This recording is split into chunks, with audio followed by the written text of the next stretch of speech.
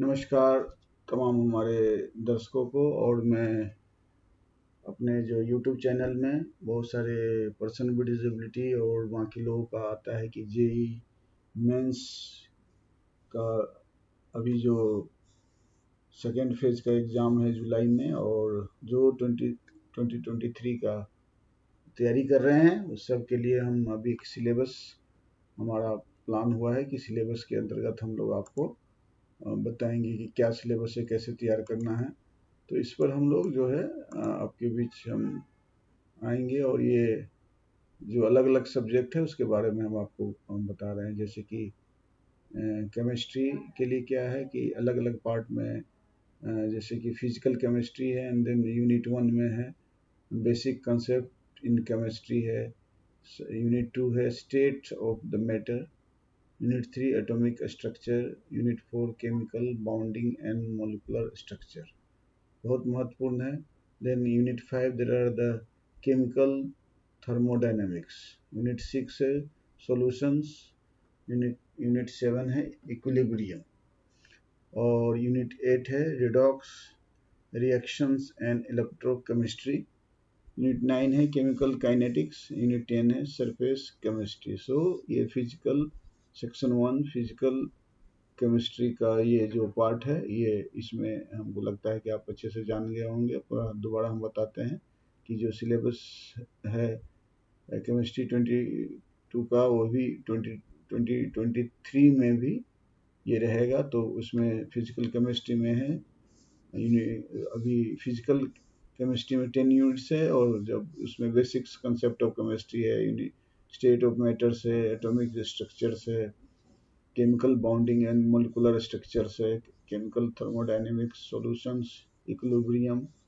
Redox reactions and electrochemistry, तो ये chemical kinetics और सरफेस केमिस्ट्री, तो ये पूरा पढ़ना है। उसी तरह जो सेक्शन बी में इनऑर्गेनिक केमिस्ट्री में है classification of elements and periodicity in the properties, general principles and process of isolation of metals, hydrogens पढ़ना है, block elements, alkali and alkaline earth metals। इसी तरह यूनिट 15 में है p block elements, यूनिट 16 में d and f block elements, then unit 17 है coordination compounds, और unit 18 में है एनवायरमेंटल केमिस्ट्री। तो ये सेक्शन बी जो इनऑर्गेनिक केमिस्ट्री है उसमें classification of elements and periodic properties है, जनरल प्रिंसिपल एंड जो आपका ये process of isolation of metals है, इसके बाद हाइड्रोजन्स हैं, ये तमाम चीज़ें जो है आपको पढ़नी रहती है इसमें। तो इस पर भी ध्यान रखना है कि क्या क्या चीज़ आपको पढ़ने हैं। तो ये इस पर ध्यान देना है कि ये आपका, ये मैंने बताया था कि ये हाइड्रोजन्स हैं। यूनिट 14 में ब्लॉक्स एलिमेंट्स एंड अल्कलाइन जो अर्थ मेटल्स है इसके पढ़ना है।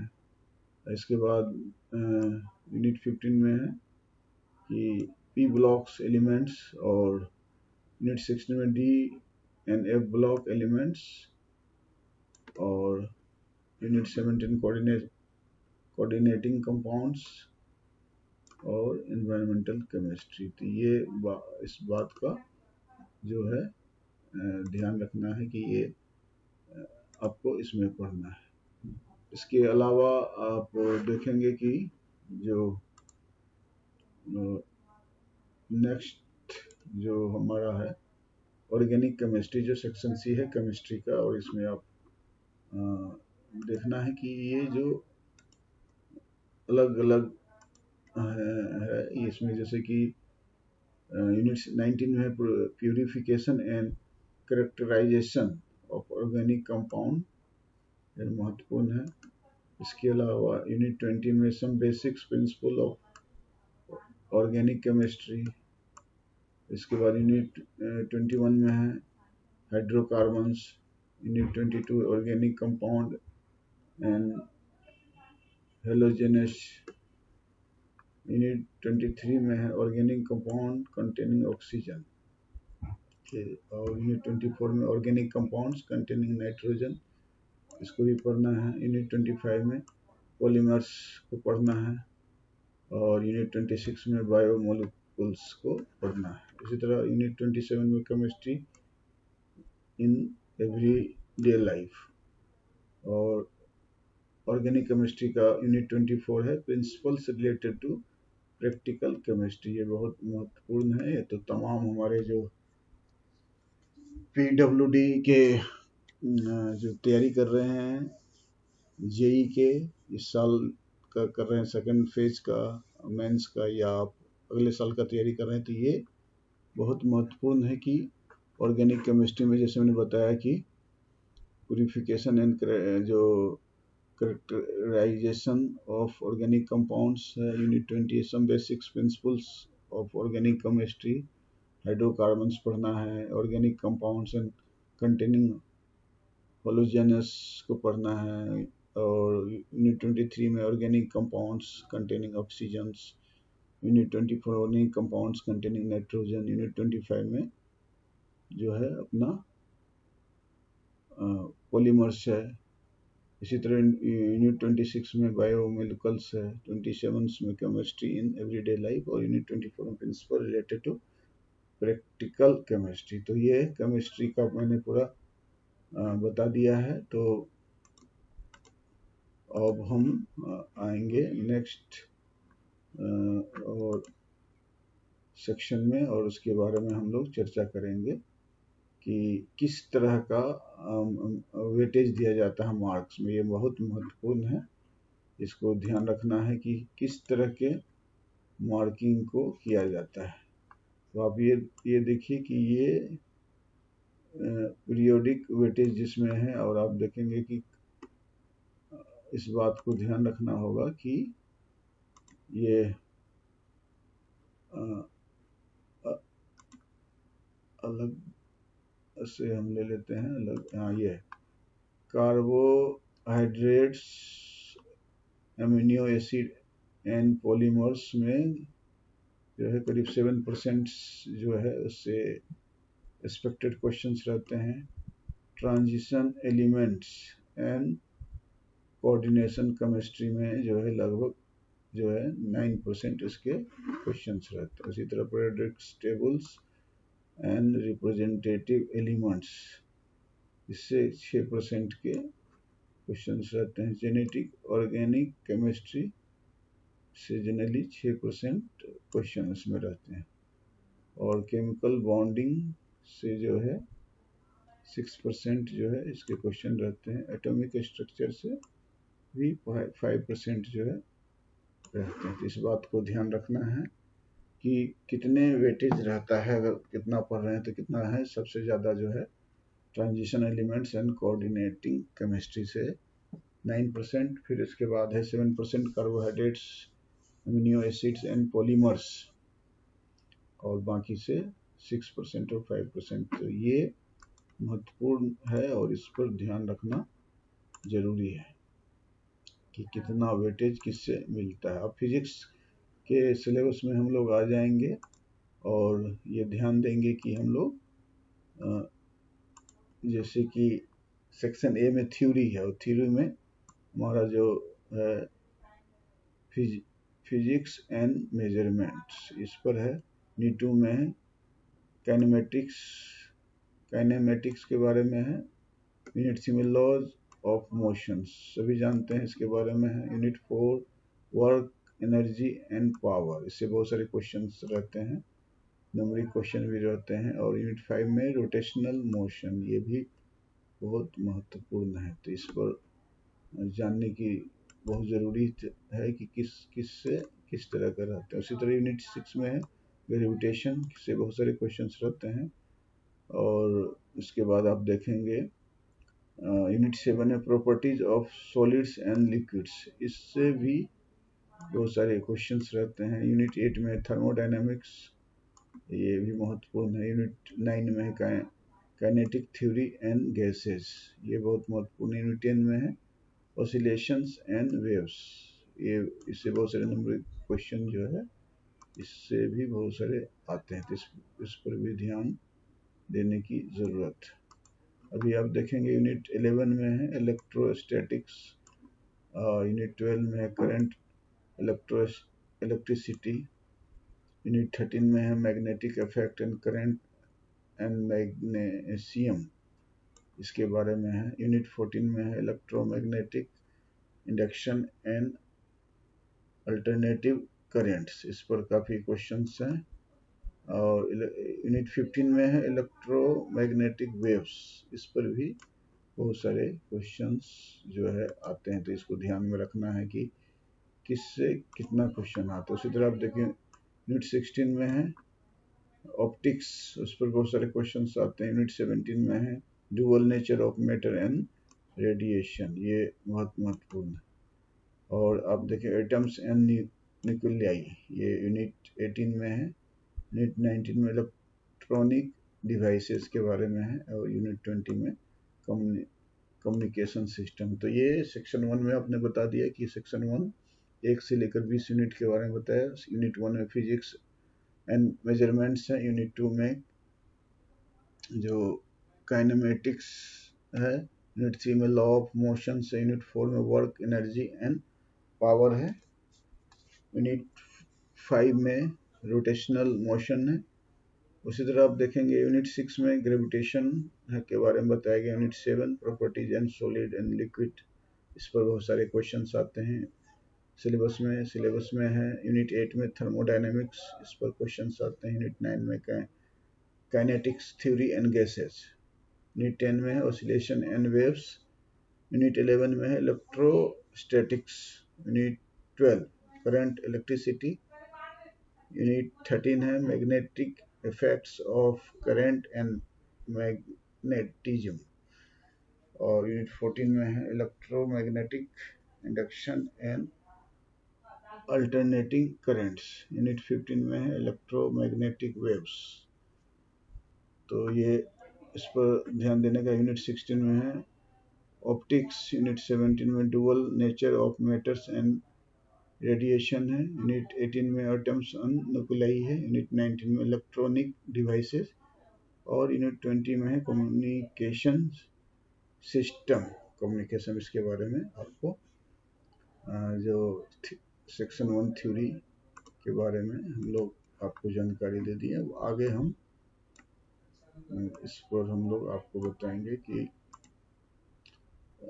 किसमें कितना वेटेज रहता है उस मार्क्स का, तो इस पर भी हम आपको इसको बताने का प्रयास करेंगे हम लोग थोड़ा। हाँ, तो ये आप देख लीजिए सेम, तो आप ये देख सकते हैं कि हम लोग आपको बता रहे हैं जैसे कि हीट एंड थर्मोडायनेमिक्स। इसे आप देखिए कि इसमें 11% क्वेश्चन एक्सपेक्टेड रहते हैं। ऑप्टिक्स से भी 11% क्वेश्चंस रहते हैं। मॉडर्न फिजिक्स से 10%, और इलेक्ट्रोस्टैटिक से जो है आप 8% जो है क्वेश्चन रहता है। करंट एंड इलेक्ट्रिसिटी से 7%, और वेव से आप देखिए कि 5% ये रहता है। तो ये महत्वपूर्ण जानकारी है जो आपको ध्यान रखने की आवश्यकता है, कितना किससे रहता है। उसी तरह हम नेक्स्ट में आएंगे तो आपको नेक्स्ट है हमारा मैथमेटिक्स, जो 22 में है, और अभी सेकेंड जो जुलाई में एग्जाम है, और आगे आने वाले समय में भी जो नेक्स्ट ईयर जो PWD JEE का तैयारी कर रहे हैं उनके लिए आप ये महत्वपूर्ण है।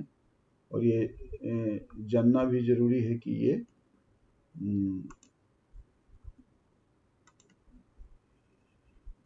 इसमें क्या है, और ये अब ये देखिए कि ये आपके यूनिट वन में देखिए सेट्स, रिलेशन एंड फंक्शंस। उसी तरह यूनिट 2 में आप देखेंगे कि complex numbers and quadratic equations. ये बहुत महत्वपूर्ण है, ये जानना जरूरी है आप लोगों को। और इसी तरह आप यूनिट 3 में देखेंगे कि मैट्रिक्स एंड डिटर्मिनेंट्स। यूनिट 4 में है आपको परमुटेशन एंड कॉम्बिनेशंस, ये बहुत महत्वपूर्ण है। यूनिट 5 में है मैथमेटिकल इंडक्शंस, सभी आप लोग जानते हैं और इसका भी तैयारी करना है। यूनिट 6 में है binomial theorem and it's simple application, ये बहुत महत्वपूर्ण है। यूनिट 7 में है सीक्वेंसेस एंड सीरीज, इसको भी जानना जरूरी। यूनिट 8 में है लिमिट, कंटिन्यूटी एंड डिफरेंशिएबिलिटी, ये इसको जानना बहुत ज़रूरी है। और यूनिट 9 में है इंटीग्रल कैलकुलस। और यूनिट 10 का पार्ट आप देख लीजिए। यूनिट 10 में है डिफरेंशियल इक्वेशंस, इसको पढ़ना है। यूनिट 11 में कोऑर्डिनेट एंड ज्योमेट्री। यूनिट 12 में आप देख लीजिए कि आपको यूनिट 12 में 3 डायमेंशनल ज्योमेट्री आप जानते हैं, इससे क्वेश्चंस आते हैं।